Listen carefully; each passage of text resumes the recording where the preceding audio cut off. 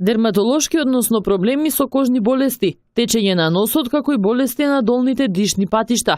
Вака се манифестираат алергиските реакции, кои се почеста болест кај луѓето. Голема лепеза на реакција асоцирани од алергени се јавуваат во овој период, кога почнува цветањето на брезата.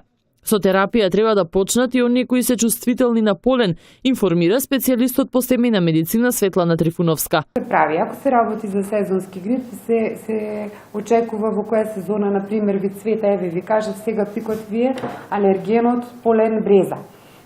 Се очекува брезата кога цвета и пациентот се припрема. Значи матичниот лекар го припрема и колегите од пулмоалергологија што работат, значи сериозно се занимаваат со тие пациенти. Високо едуцирани треба да бидат тие пациенти, ностоп да се консултираат со своите матични и со своите пулмоалерголози, затоа што мора да се припремат на време, за да нема никакви симптоми, да се намалат на нула сите компликации. Значи, постојат разни методи со кои располагаме и не е никаков проблем да се држи под контрола алергијата. Алергиите се делат на два типа – сезонски и целогодишни. Тоа се одредува со едноставни кутани тестови кои мора да се направат пред да се почне со терапија.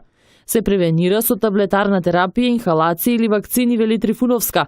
Сега актуелните PM10 честички исто така имаат дел во зголемувањето на бројот на луѓето кои страдаат од алергии. Болни, воопшто асоцирани, алергиите не се добиваат само во детство, дури и на 70 и на поголема возраст може да се добијат, и овие честици исто така делуваат да се намали имунитетот и секако луѓето што престојуваат и живеат во градски средини имаат повеќе алергиски заболувања.